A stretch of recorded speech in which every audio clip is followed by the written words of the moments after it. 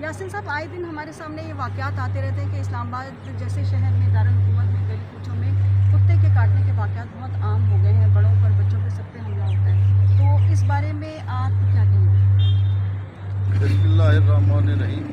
मैंने पहले भी मीटिंग के अंदर ये बात हाईलाइट की थी कि हमारे जो सेक्टर्स हैं उनके अंदर कुत्तों की बहुत ज़्यादा बहुतात है, और वो तमाम बच्चे, चाहे बच्चे हों, चाहे औरतें हों, चाहे मर्द हों, वो सबको काट रहे हैं। तो उसके लिए बहुतात इतनी है कि लोग इससे परेशान हैं।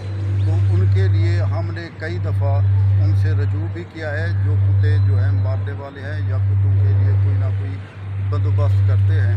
लेकिन हम कोशिश कर रहे हैं कि आइंदा जो है ना, हुकूमत पाकिस्तान हो या पब्लिक हो, इसके अंदर इसके लिए तवज्जो दिलाए।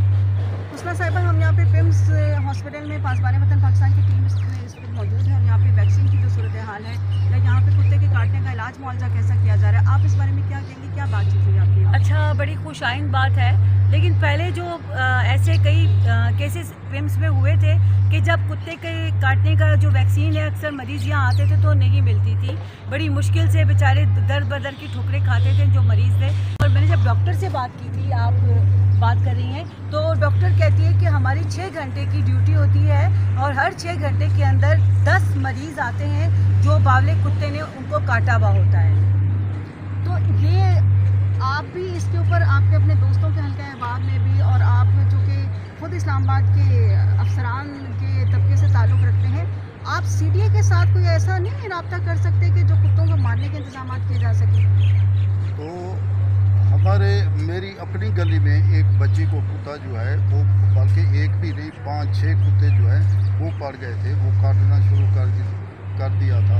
तो उसके बाद हमने अपने मोहल्ले के जितने भी लोग थे, हमने उनसे रजू किया था, क्योंकि वो हाउसिंग फाउंडेशन के अंडर आता है हमारा सेक्टर। तो उसके बाद वो आए और उन्होंने कुछ उसके ऊपर अमल किया और कुत्ते वहाँ से उठा के ले गए थे। लेकिन जब मैं दूसरे सेक्टर में गया I94 के अंदर, वहाँ भी हमारी मीटिंग हो रही थी, तो उसके अंदर भी यही इशू उठाया जा रहा था कि यहाँ भी कुत्तों की बहुतात है। जब हम नमाज़ पढ़ने आते हैं तो हमारे लिए बहुत ज़्यादा ख़तरा होता है। तो इसलिए इन कुत्तों को किसी ना किसी तरीके से ख़त्म किया जाए तमाम सेक्टरों से, ताकि ये जो आए रोज़ कुत्तों के काटने के वाक़यात होते हैं ये ख़त्म हो।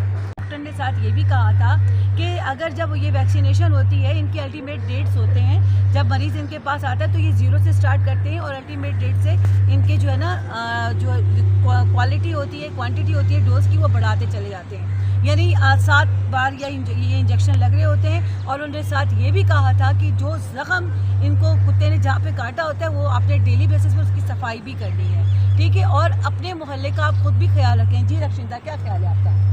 अभी मैं इसको बात को अभी इस तरह से मुकम्मल करती हूँ कि जब जैसे मैं कह रही थी कि पासबान वतन पाकिस्तान भरपूर तौर पर आवाज़ उठा रही है इस मसले के ऊपर कि आवाम की इस प्रॉब्लम को हल किया जाए कि क्यों कुत्तों की बहुतात है, और इसके ऊपर CDA क्यों कान नहीं धर रहा कि इसका क्या हल किया जाए।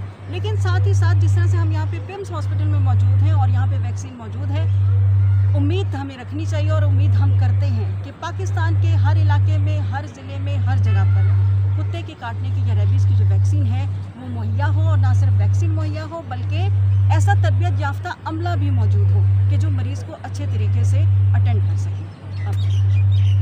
जी बिल्कुल ऐसा है कि पासबान वतन पाकिस्तान ने हमेशा हर इशू पर आवाज़ उठा रहे हैं, और ये इशू बहुत ज़्यादा हो गया है। आप देखें कि कौन कौन से सेक्टर है वहाँ पे इंसान कम और कुत्ते ज़्यादा नज़र आ रहे हैं, और जो अकेला इंसान जा रहा होता है उस पर झपट पड़ते हैं। तो हम इस मामले में आपकी मदद चाहते हैं।